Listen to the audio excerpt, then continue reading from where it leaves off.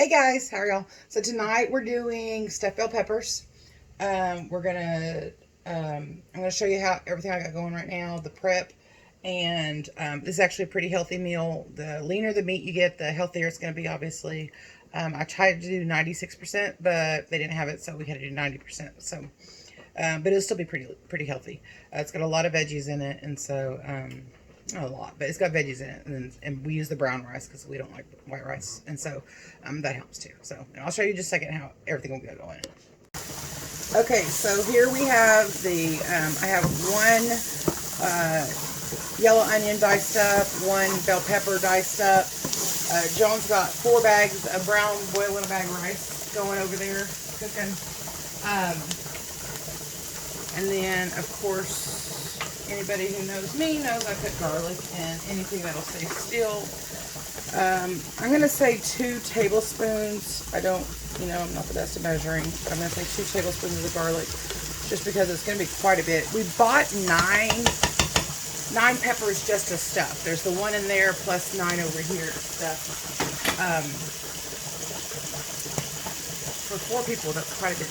But I like leftovers. We're drawing for his lunch. So I'm going to cook this down a little bit. I like to cook the onions and the peppers with the meat. I think it flavors the meat better. But I like to let the onions and peppers cook a little bit before I put the meat in. I think that they definitely need the direct heat. And if you put the meat in all together with it, they're not going to get what I want. Because Kata and Vivi don't like I said before, they don't like the raw onions taste at all. So I try to get it cooked down pretty good before I put the meat in. But once they get translucent, they're ready to go. That's pretty good. It looks like right there. I grew up eating stuffed bell peppers. My mom makes them amazingly. I've tried different recipes. I've looked up different ways. And y'all can tell me, y'all can comment below what y'all think. I noticed several when I was looking up different recipes call for like mozzarella cheese. And I've never, it's always been cheddar in my family, so, or Kobe Jack, that's what I use, Kobe Jack. But, so, I don't know. What have you had, John? Was it white cheese or was it? I haven't had these yet. Really? Yeah. I mean, of course I've seen them made. I had cheddar. You know, one of my, one time I was at a restaurant in Shreveport and that really expensive seafood place. Anyway, and I got crab stuffed bell peppers. And oh my gosh, that was so good. That's one thing I've never made. That's on the list now. That's definitely just been added to my list in my head because that was so good. I have never heard of it before or since. Never seen it anywhere else. I'm sure I could Google it and find a recipe for it, or I probably could just come up with my own recipe for it. That's probably about done, yeah. It's been cooking for a little bit. And then, yeah, just let it sit. Okay, hold on. I gotta wash my hands.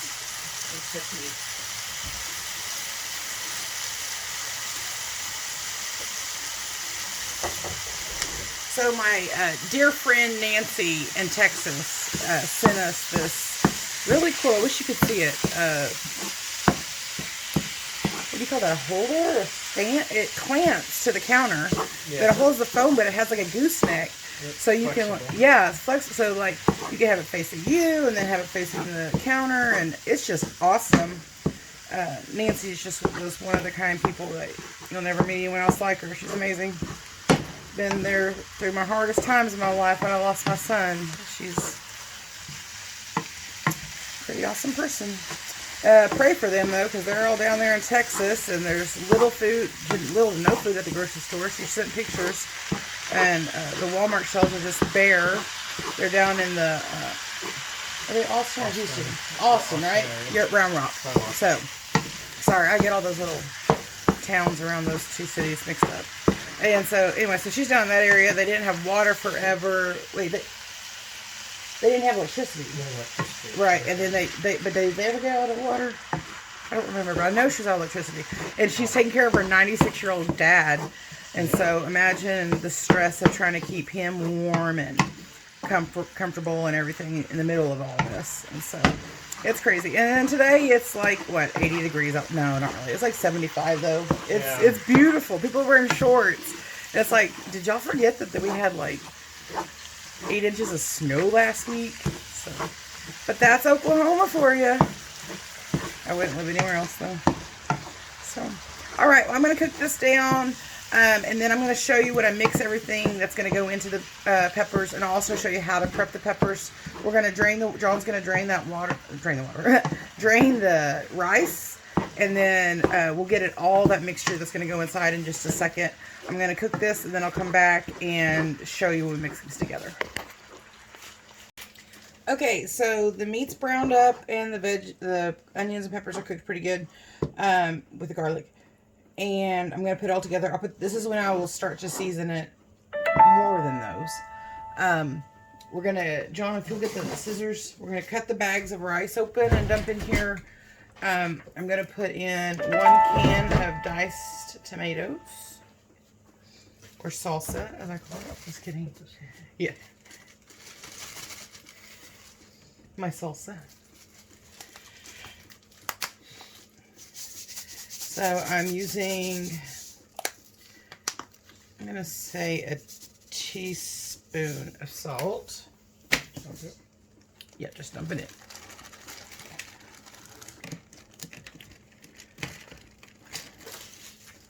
For this much mixture, I'm going to use like a tablespoon of pepper, black pepper.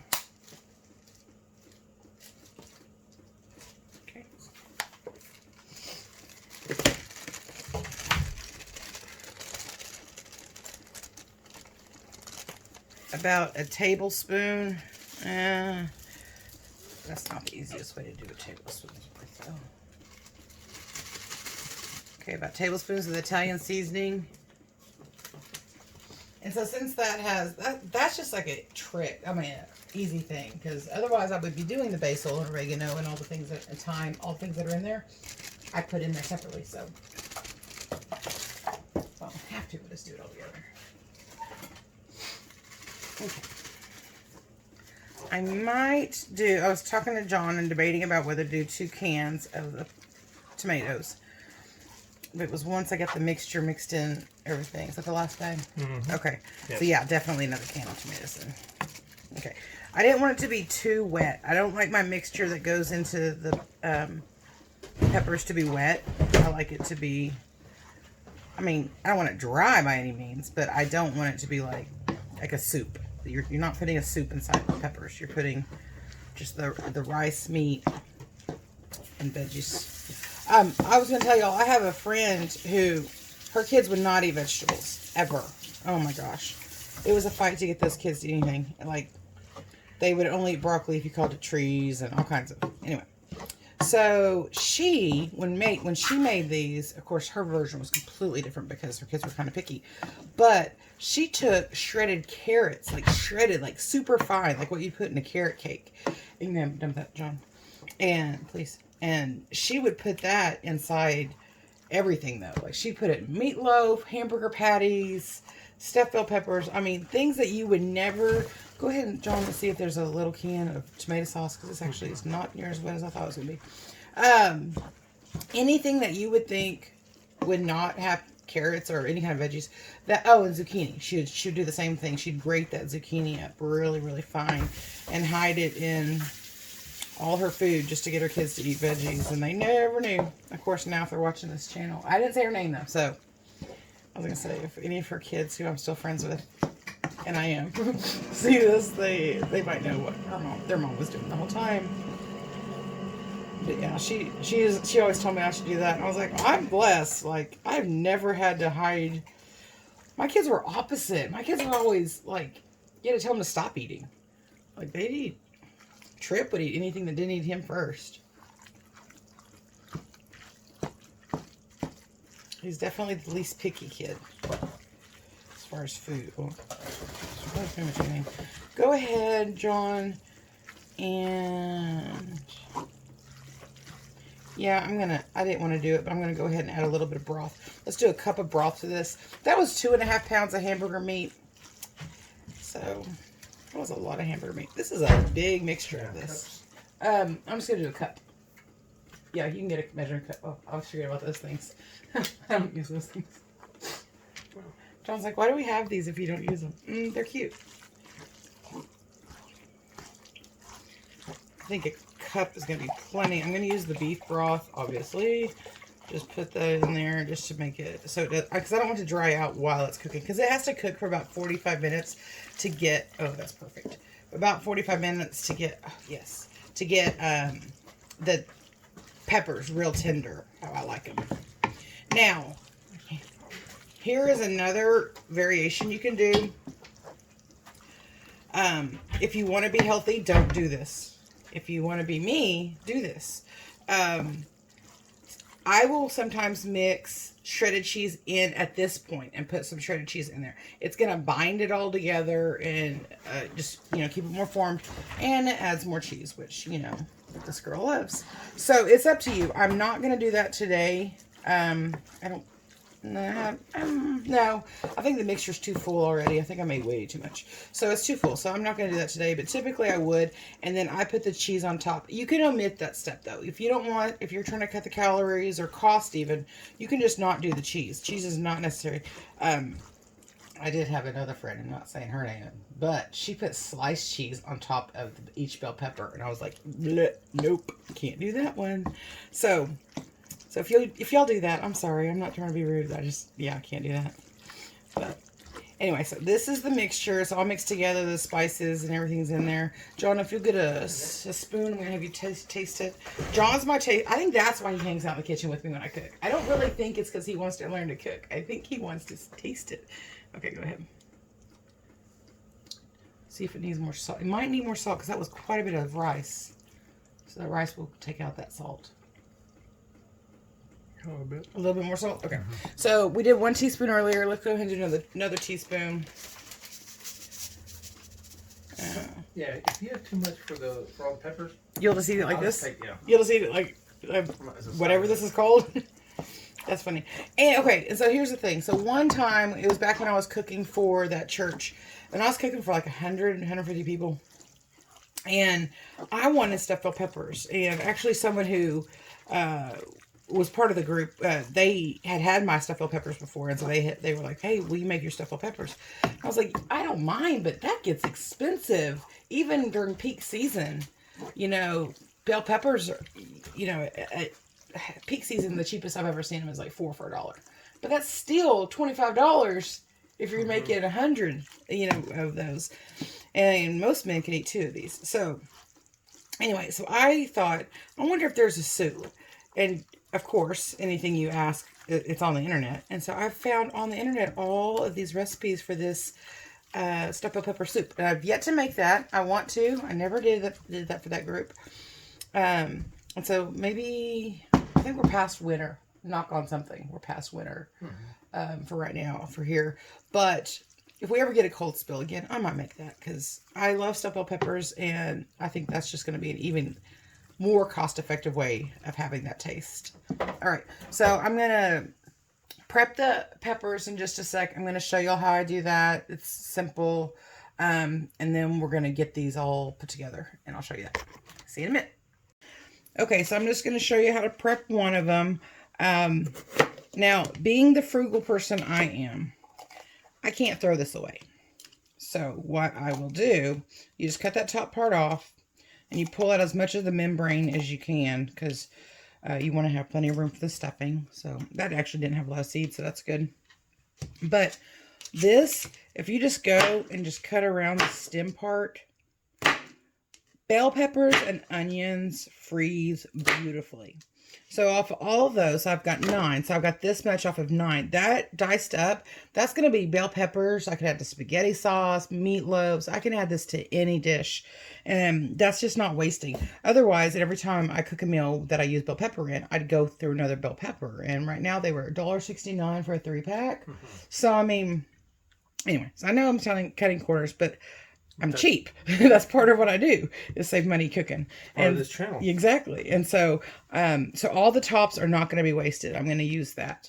And my mom taught me that trick. So anyway, so thank you, Mom. So we're going to prep all the rest of these peppers, and I'm going to put them in the baking dish, and I'll show you how we do that.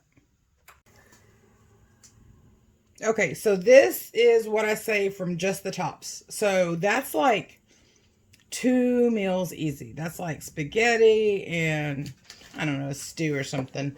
But that's that. I just need one. That would be a waste of money to throw away. So we're just gonna put it in a Ziploc bag and throw it in the freezer. And then next time we need bell peppers, I try to use it fresh. But if say I didn't, I could always just grab that out. So I'm gonna have John, my lovely husband and assistant, put that in that Ziploc baggie. And then I'm going to show you. So here I prepped it. So this is a little trick I discovered myself. Don't have to use my tricks if you don't want. But to keep peppers upright, I just put foil. I just pack balls of foil and it keeps them upright. I mean, it doesn't, and then you just throw it away when you're done. So you don't have to, it's nice when they all fit perfectly in a casserole, but my small casseroles were too small. This is the biggest one I have, and it's too big. So anyway, so you're just going to now take a scoop of the mixture.